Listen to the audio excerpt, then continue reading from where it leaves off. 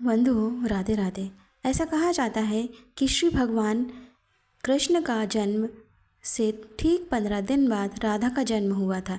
यही वजह है कि कृष्ण जन्माष्टमी के बाद राधा अष्टमी का पर्व भी मनाया जाता है।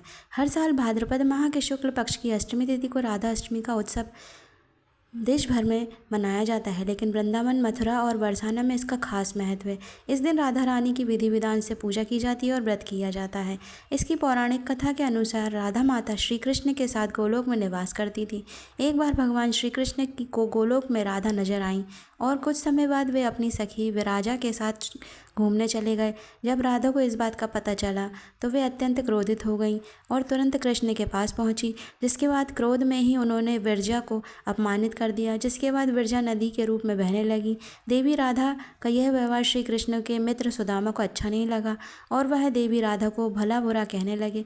उसके बाद बिना किसी विचार के श्री दामा ने राधा को श्राप दे दिया कि वे पृथ्वी पर जन्म लेंगी। श्री दामा से श्राप मिलने के बाद राधा ने भी उन्हें श्राप दिया कि वे राक्षस कुल में जन्म लेंगे। इसी श्राप के परिणाम स्वरूप श्री दामा का जन्म शंखचूड़ दानव के रूप में हुआ, जो आगे चलकर भगवान विष्णु का महान भक्त बना।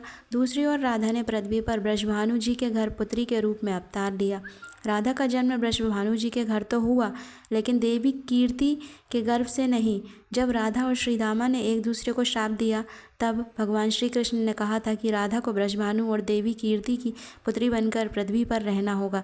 मनुष्य योनि में आपके विवाह का संबंध एक वैश्य से होगा, जो मेरे ही अंश का अवतार होगा। इस प्रकार आप पृथ्वी पर भी मेरे ही संगिनी रहेंगी, लेकिन हमें पृथ्वी पर अलग होने का दुख सहना होगा। इसके बाद भगवान श्री कृष्ण ने राधा से कहा, अब आप मनुष्य योनि में जन्म लेने की तैयारी करें। संसार के सामने ब्रजभानु जी की पत्नी गर्भवती हुई और जिस प्रकार एक शिशु का जन्म होता है, उसी प्रकार देवी कीर्ति का भी प्रसव हुआ।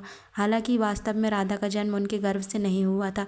भगवान की माया से उनके गर्भ में वायु आ गई थी और उसी वायु से राधा का प्राकट्य हुआ। प्रसव के समय देवी कीर्ति को पीड़ा हो रही थी और उसी समय राधा के रूप में एक सुंदर कन्या का जन्म हुआ। राधा का अवतरण भाद्र मास के शुक्ल पक्ष की अष्टमी तिथि को हुआ और तभी से हर वर्ष इस दिन को राधा अष्टमी के रूप में मनाया जाता है। इसलिए बंधु, आपको ये वीडियो पसंद आया तो प्लीज़ लाइक करिएगा, चैनल पर नया तो सब्सक्राइब करिएगा। बने रहें मेरे साथ। जल्दी ऐसे अच्छे वीडियो देखने के लिए मिलते हैं जल्दी।